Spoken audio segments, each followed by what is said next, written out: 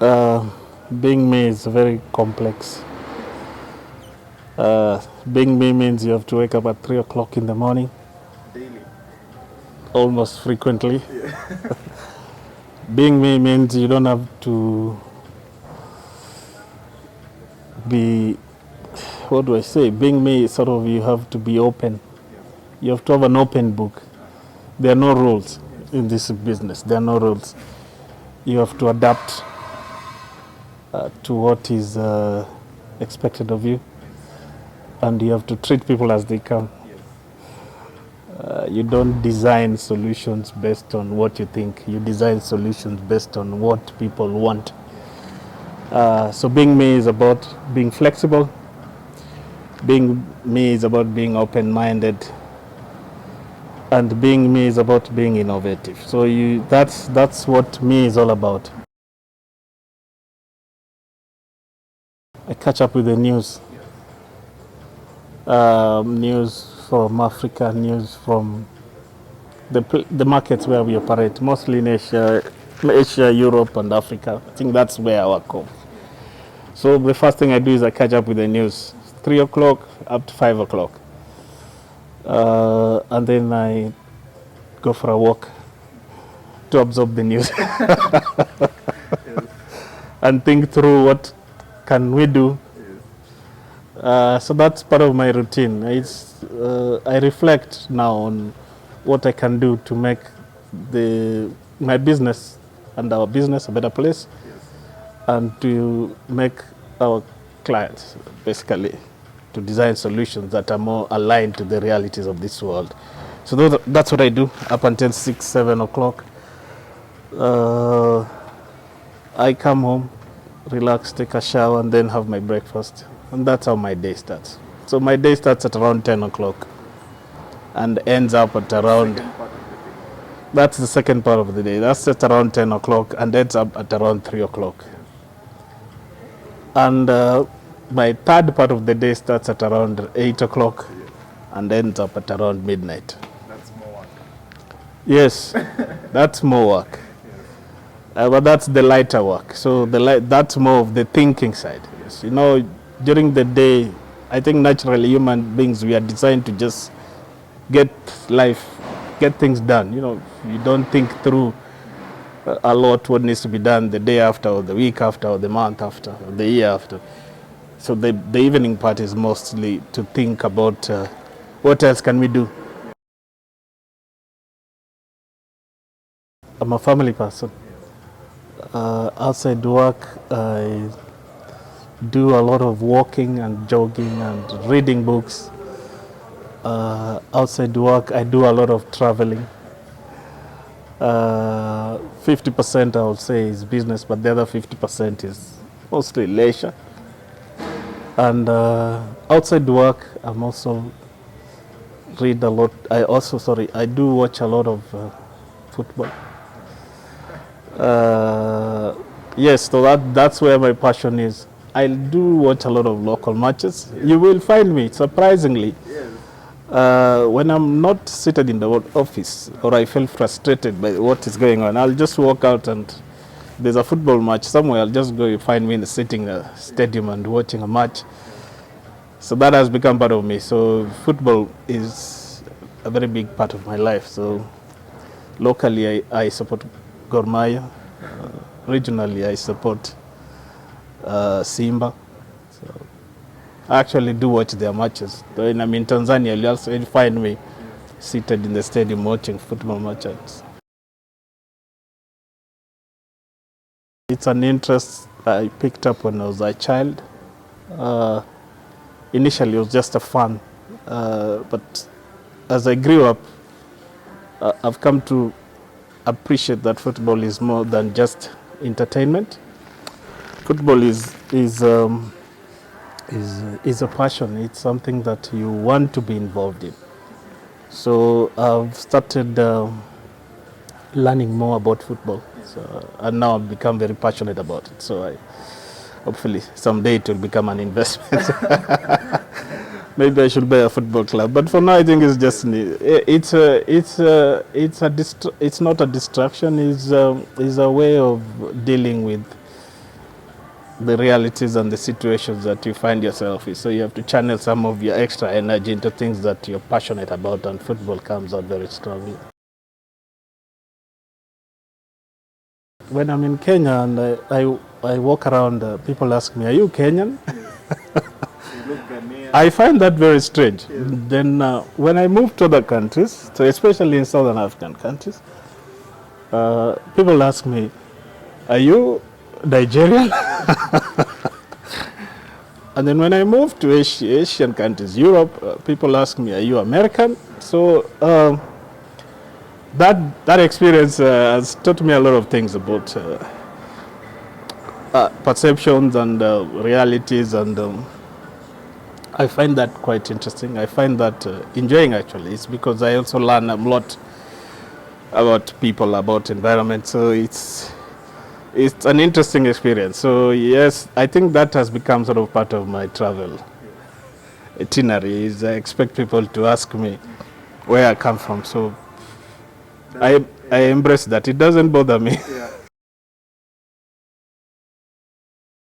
Most of the time I travel by myself because it's mostly business. But when there's an element of leisure, yes, that's when I bring my family on board. But I try to do that, especially when the assignment is for a longer period. I have to stay away for a very long period, more than 3, 4, 5 weeks. Then sometimes I have to consider bringing my family. But mostly I will only do that if it is a long distance travel. So if I'm in Europe, Asia, or if I'm in Southern African countries, I will try and bring my family along with me. But if it's East Africa, that doesn't usually bother me so much. So I can comfortably, I treat it as a home. I can be here in 2, 3 hours and everything is okay. I've come to learn to be patient. I'm not somebody who will get irritated very, very fast. I've come to embrace different cultures of the world because I pick lessons out of those things. Every experience I go through, I pick a few lessons and then I apply them in subsequent experiences to make me a better person. So patience is one thing I've come to learn. Respect, of course, is something I've come to learn because, again, people are different. People value things differently. People interpret situations differently. And you have to understand these things. To be a complete person, you have to understand these things. And so I do consider myself as a complete person. But I think the most important thing that I've come to learn is about life is not just businesses, it's not just about people, it's about understanding who you are as a person. But unfortunately, many of us don't know who they are. So in as much as you want to be a better person, it's important that you reflect back and see and sort of understand who you are as a person. Then who you are as a person, that's the image you take to the rest of the world. We grew up in a big family of about seven people, and of which 5 were boys, 2 were girls, and I'm the 4th. So when I was growing up, you had to stand up for yourself, and by standing up for yourself means you had to defend yourself when situations called upon. And sort of that builds some character in you. This applies to everybody, not necessarily myself. You have to, and especially in a world that we live in today, you have to speak up your mind and express your views without necessarily having to offend other people. I think that's a virtue that we all must strive to develop. Some people call me Jacoyo, especially I'm a very big fan of football. I interact a lot with football fans. I think 50-70% of Gor Mahia fans know me, including the senior management, because I interact with them a lot. So they call me Jacoyo, so that has been turning out very strongly. What does Jacoyo mean? Jacoyo is Luo for for coldness. Coldness. Koyo is cold. Yes. So Jacko is a cold guy. Is a cold person. I think what I miss is a lot of the things that I'm doing now. I wish I would have been taught then. That would have really made a big difference to my life today. So when we were growing up, it was more about just school and friends, academics and social, but not much about life skills, not much about entrepreneurship, not much about relating with other cultures, not much about building relationships, not much about understanding the world. So it's a very closed view of ourselves and the world we live in. I think my value systems have never changed. Some of my friends, it's very interesting. All my friends that I have, I built these relationships when I was a child. It's very strange. Maybe it's just a coincidence, but it's very strange. Some people tell me it's very difficult to build relationships when you're an adult. I don't know, is it true? Maybe. It is true. It's very hard. Yeah. Yeah, so 80% of the people I surround myself with brought them from childhood. Some time back when we were traveling to Singapore, we were connecting via Korea. I think you cannot fly direct to Singapore. You have to go to Korea, then Korea to Singapore.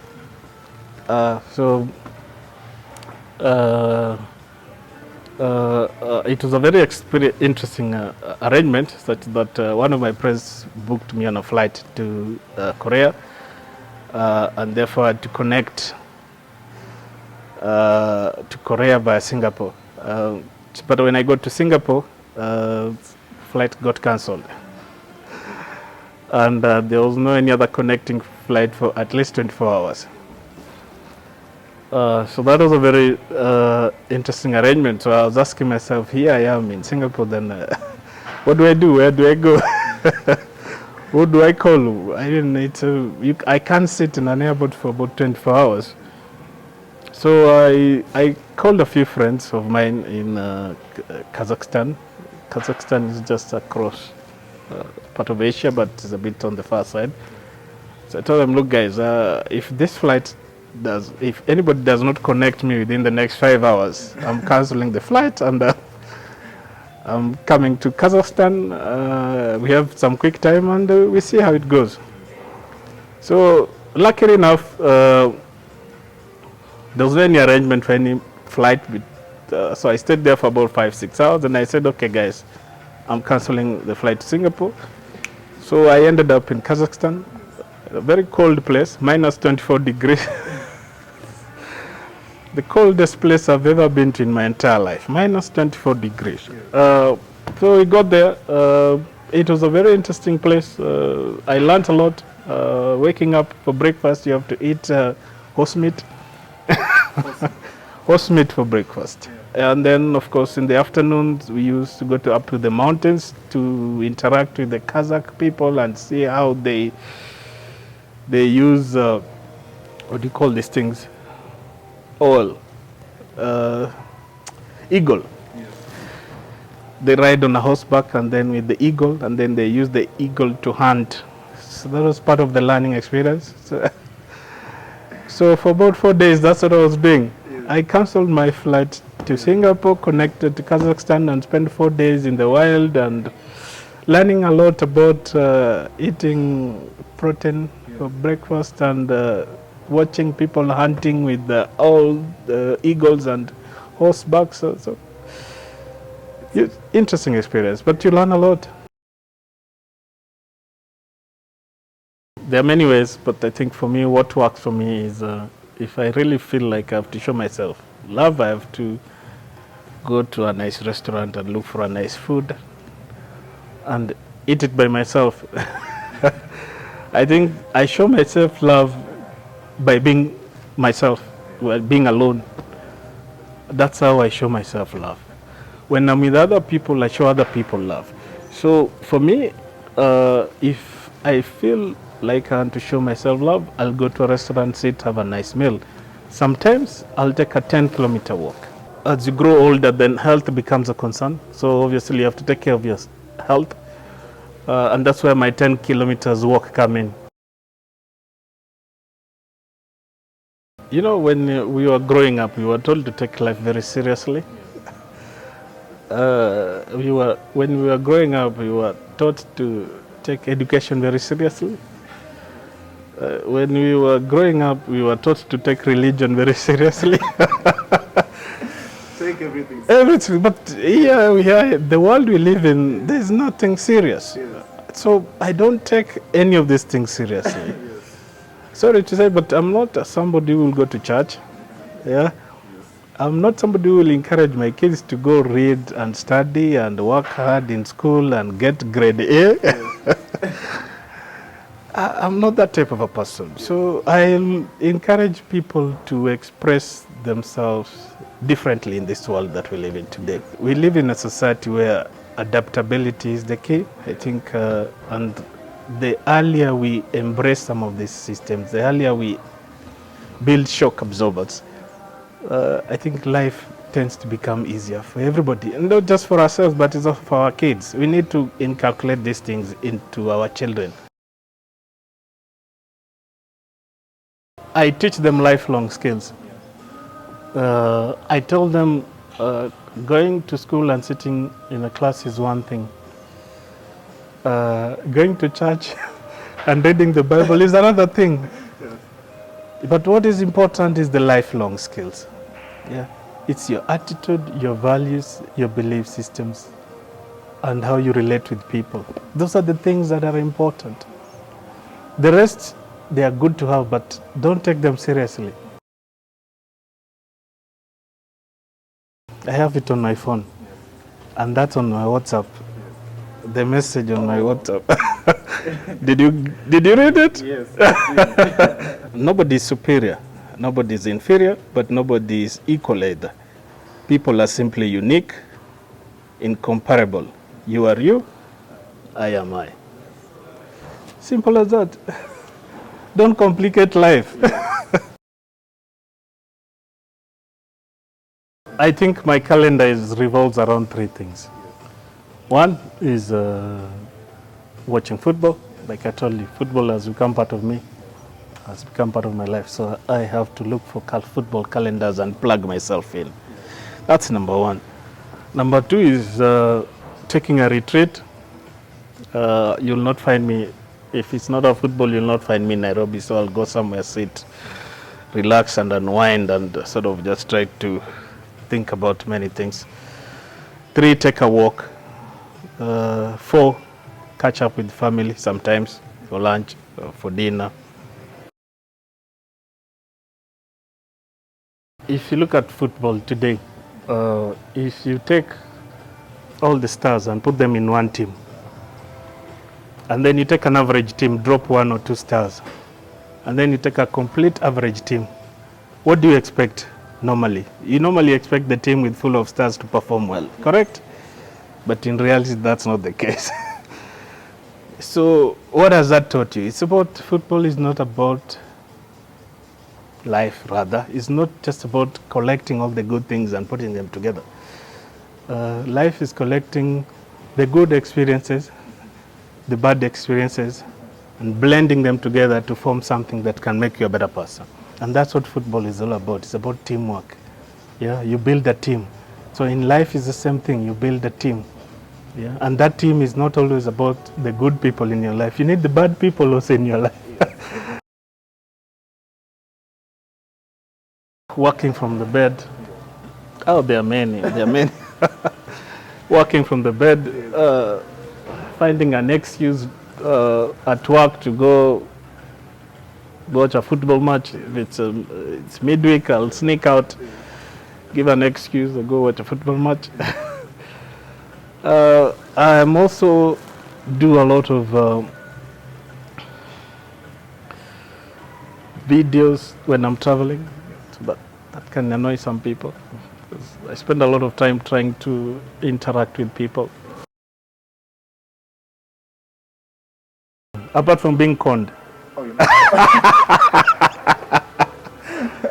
You can also be conned and still be spend a lot of money. But no, but I think the reality is the dumbest thing I've ever spent my money on is I think I bought a watch for about, not even my watch, I bought a watch for somebody else for about 200,000 shillings.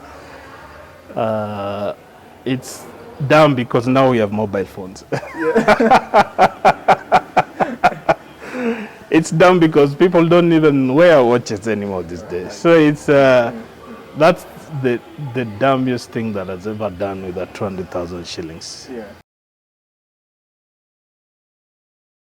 It is enough when I think I have achieved the things I've set out to achieve. It's interesting when we do some of these things, money is not the driver. What drives us is when we see the success of other people whom we have supported, which ties in with what I was telling you earlier. I'm no longer just a corporate guy who wants to make money 8 to 5.